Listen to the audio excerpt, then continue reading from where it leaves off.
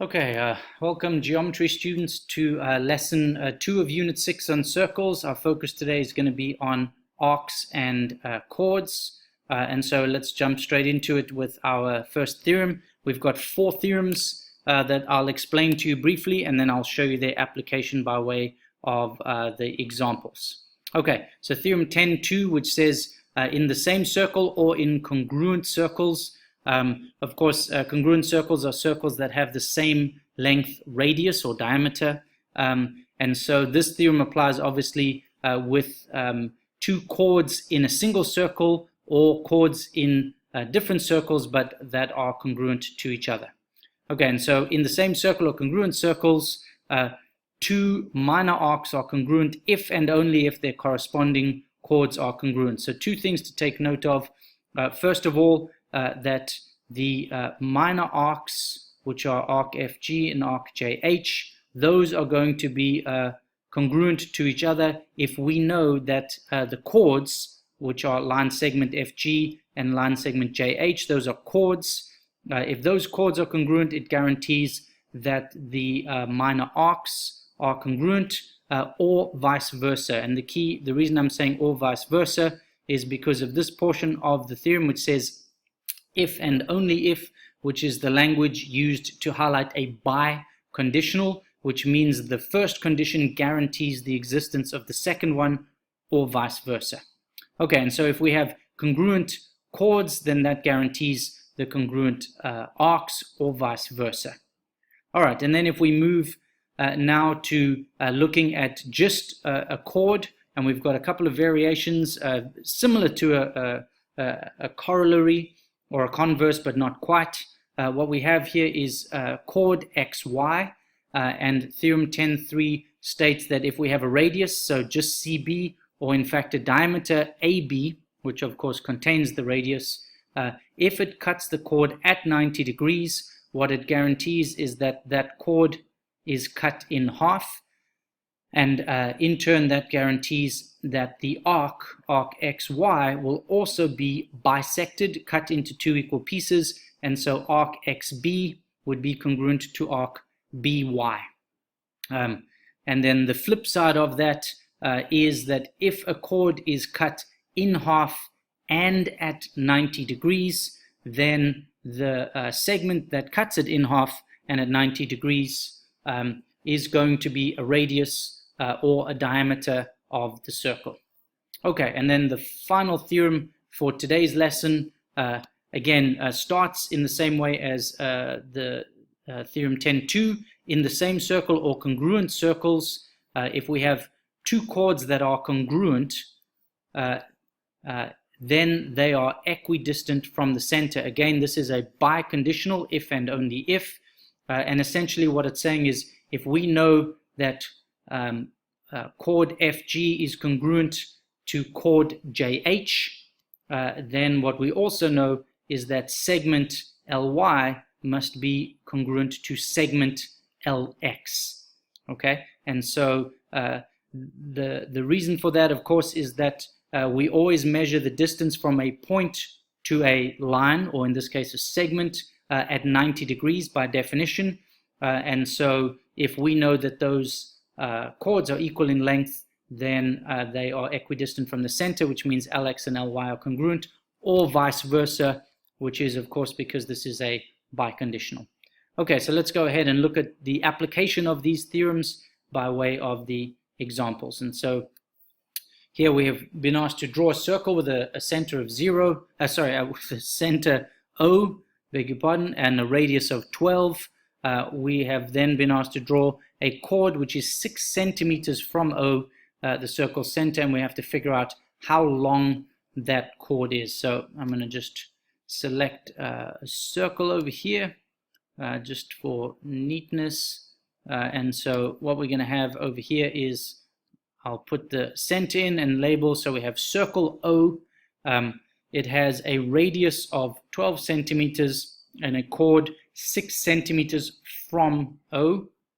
And so in the interest of being neat, I'm going to use a segment over here.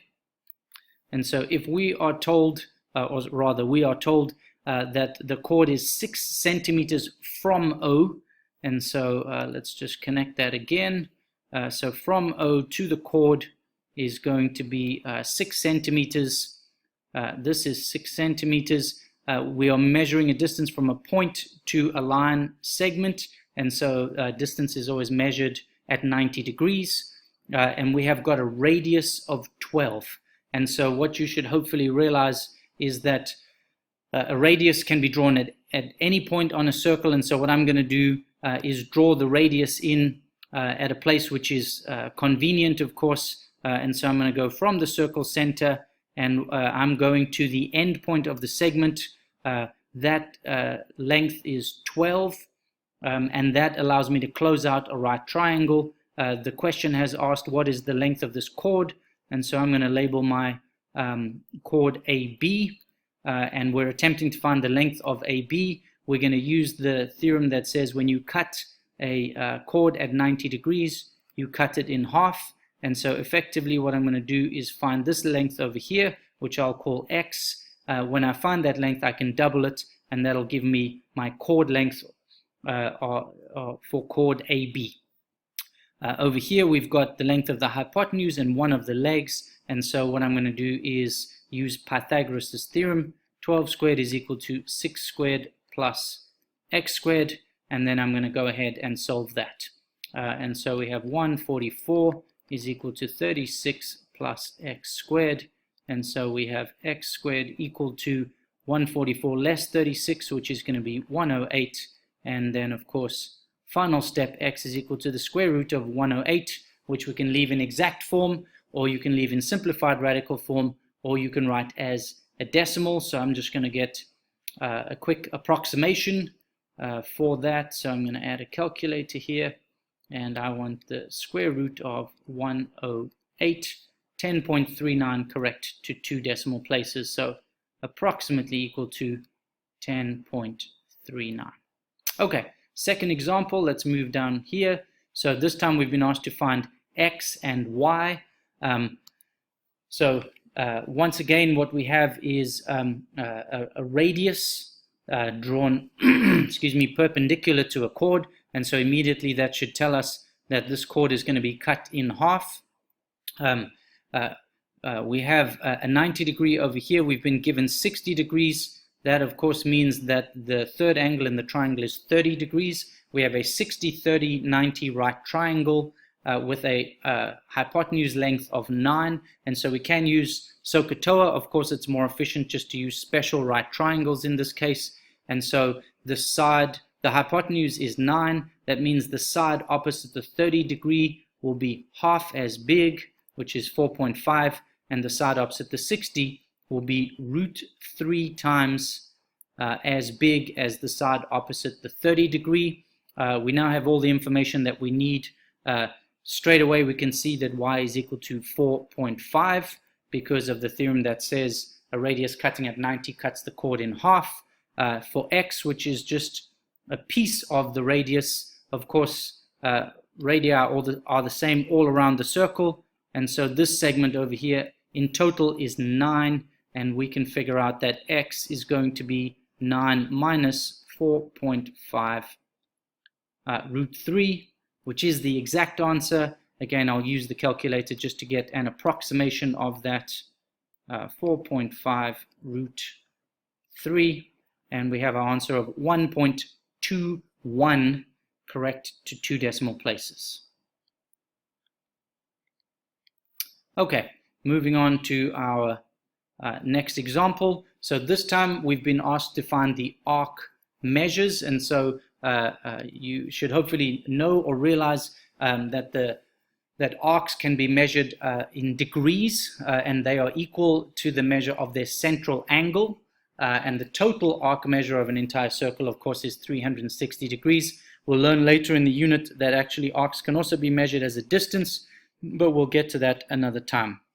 Okay, and so here we've got arc measures. So you'll notice here the notation measure of arc GH. In questions like this, remember we are looking for minor arc GH, minor arc CD.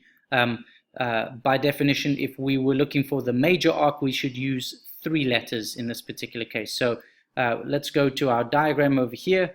First of all, we've got diameter CG because we have a segment passing through the circle center. That should immediately tell us that we've got a semicircle, which is 180 degrees.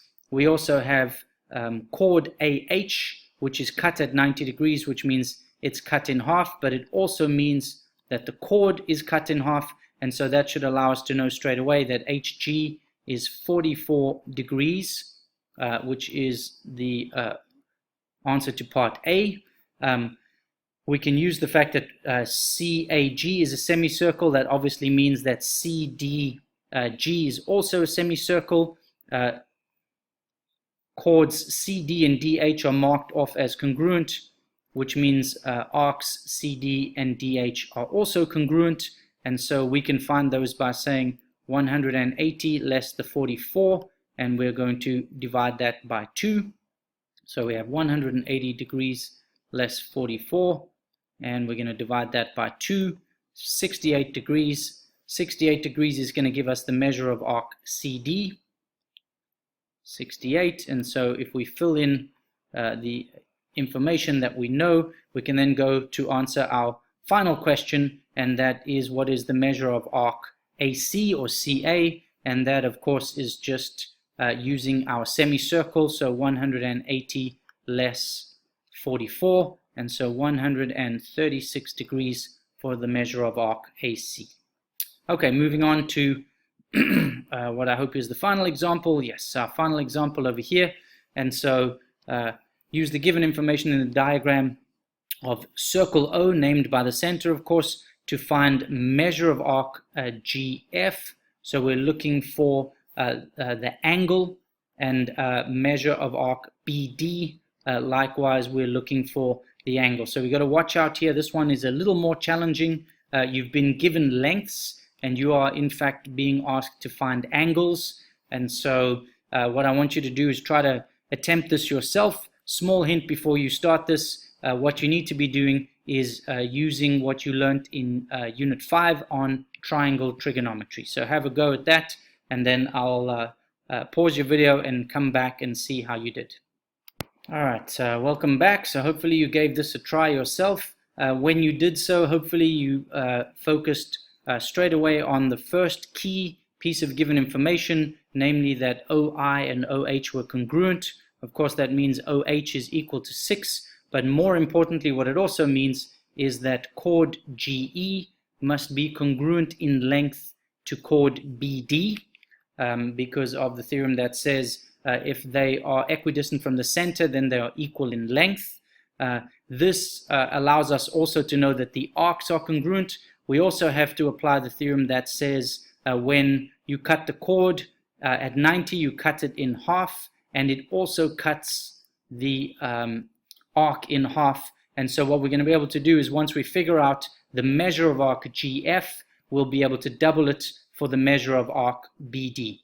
Okay, and then the final piece that you needed to realize was, of course, that we are after angle GOH, and we're going to use triangle trigonometry to find angle GOH, because the measure of a central angle is equal to the measure of its intercepted arc. And so that should be your process. I'm looking for angle GOH, so I'm going to call that X, and I'm going to use the tangent ratio opposite over adjacent, and I'm going to say tan of angle X is going to be opposite, which is 5, over adjacent, which is 6, and therefore X is going to be tan to the minus 1 of 5/6. And so let's go over here, trig, tan to the minus 1 of 5/6, and so we have our angle of 39.8055. And so measure of arc GF is, of course, 39.81, correct to 2 decimal places, and arc BD is going to be twice as big, and so we have 79.61 for the measure of arc BD.